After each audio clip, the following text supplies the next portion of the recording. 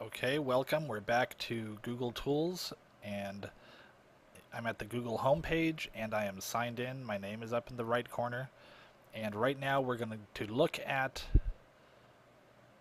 Google Drive. We've already looked at Gmail, and Google Drive is probably one of the most powerful applications that Google has created. Um, let's get started. I will click on Google Drive.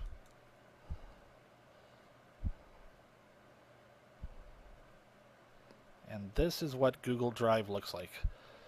The easiest way to explain Google Drive is a hard drive in the cloud that you can save your documents on and access them from any computer or phone with an internet connection. So you don't have to carry around a flash drive or carry around a CD or anything like that. Over on the left where you see Create, this is much like Microsoft Office. This is like Microsoft Word where I can create a document. This is like PowerPoint where I can create a presentation. This is like Excel where I can create a spreadsheet. This is a form I can create that can interact with websites where I can create a form, embed it, people fill out the fields in the form, and they're sent to me in a spreadsheet. This is creating drawings. This is where I can create a folder to keep my documents. And there's even more. I can create a table, a script. We're not going to focus on this too much. That's a little advanced. We're going to start with documents. Now, I can create a document by clicking Create Document. And it looks just like Microsoft Word. And I can type in here, my document. All the changes have been saved. As I type, the document is saved as I type, so you don't ever have to worry about saving it. Up here, right now, the document is untitled. If I want to change the title, I click here, and I can give the document a title. My document. Okay, now it has a title. If you want to go back to your list of documents, you go to the title, and an arrow appears. Here is my list of documents.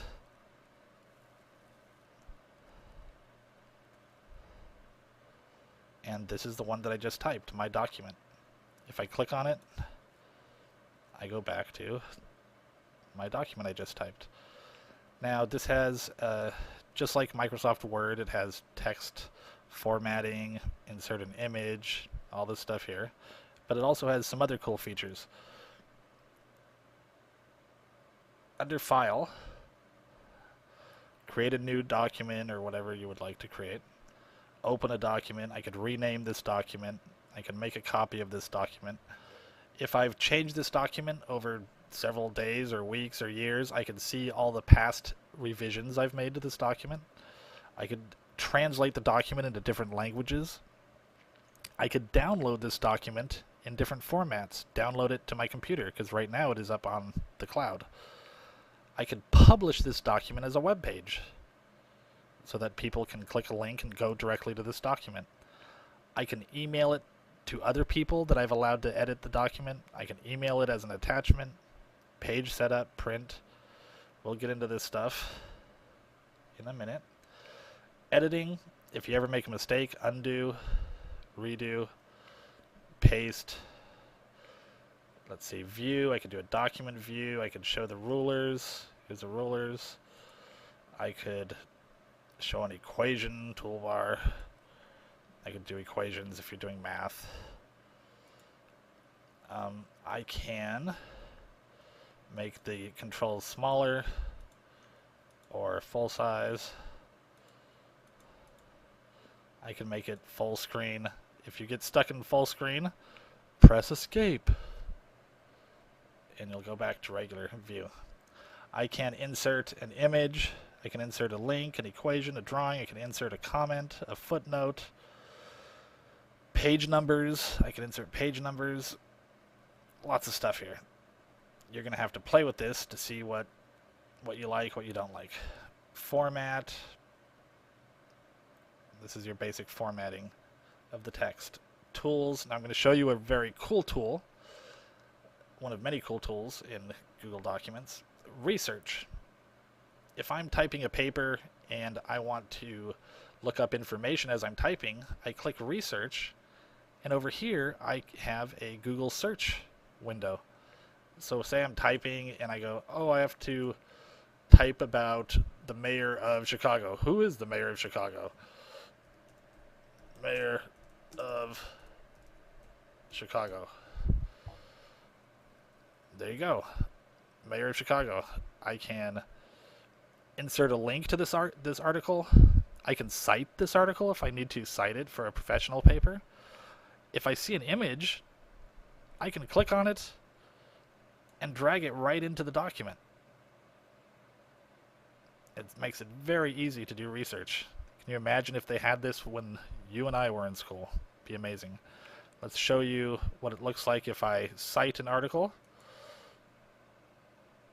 It puts a little footnote, and the article has a citation at the end. It'll say number 1. It'll say where that was received, the source. If I insert a link, there's a link to this article. So this is under Tools and Research. It's very helpful. There's also a definition, word count. You can translate the document. Preferences.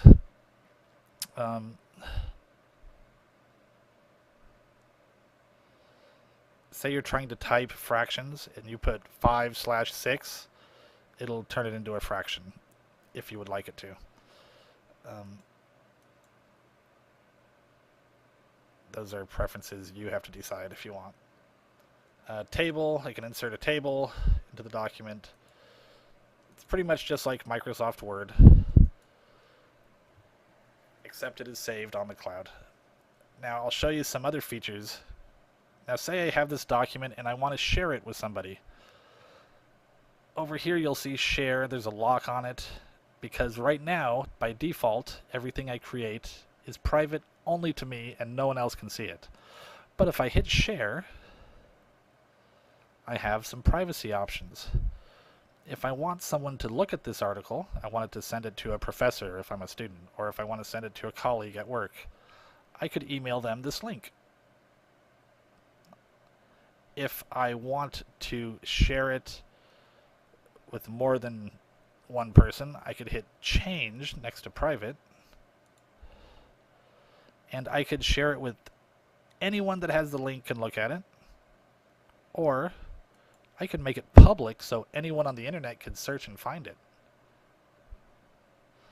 Anyone can view it. Anyone with the link can view it. I can also say anyone can comment on it, or anyone can edit it. Now this is for collaboration. If you have 5 people all working on a project, you can put anyone with the link can edit it and only send the link to the 5 collaborators you have.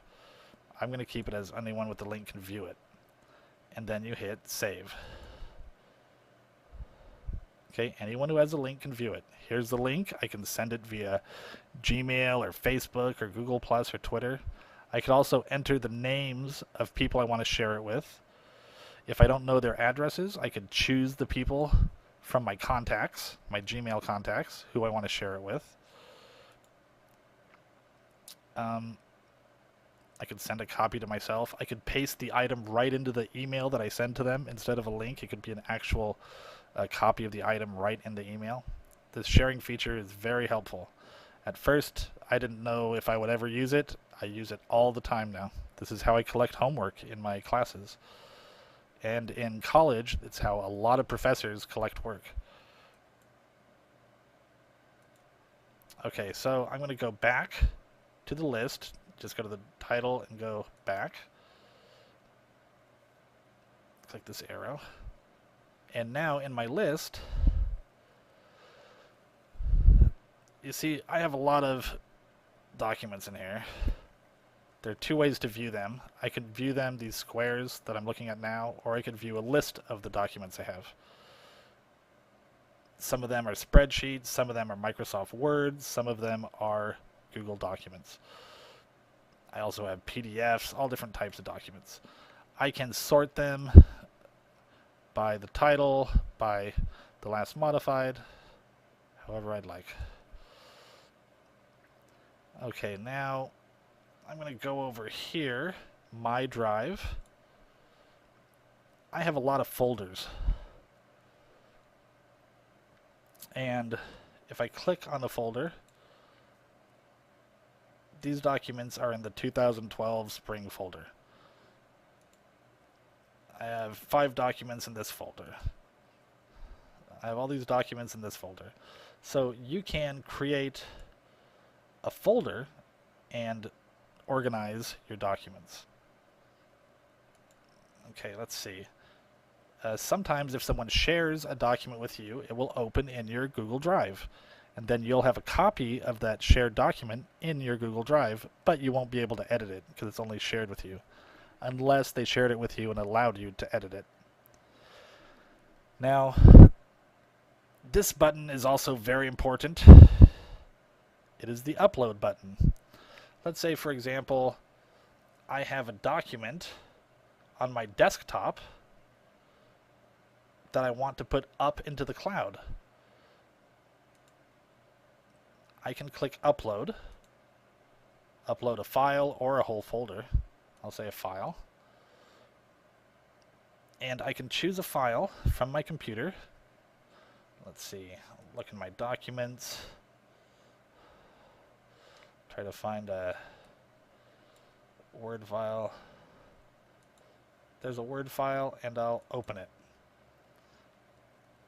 Now it is uploading it, and it finished. Now you see the W next to it. It uploaded this file. However, it's not in Google Docs format. When I click on the file, it is in a Microsoft Word format. So I'm not really able to edit it. But I could export it to Google Document, which means it converts it to an editable document.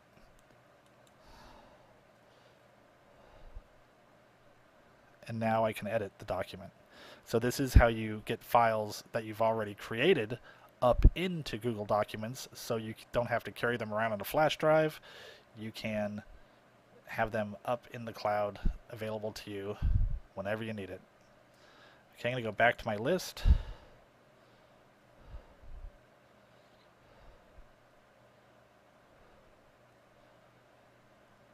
Okay, now if I click on more here, I can look at all my items. I can look in the trash. I can also look at items sorted by their type or their owner. Sometimes I'm looking for a spreadsheet I made and I can't find it, so I'll say, let me just look at all the spreadsheets. Here's all the spreadsheets I have. Or let me just look at all of the PDF files I have. There they are. So that's a basic run through of Google Documents. I'll go into it a little more, but it's been a long presentation and I think we both need a break. Hope you learned something. I'll be back.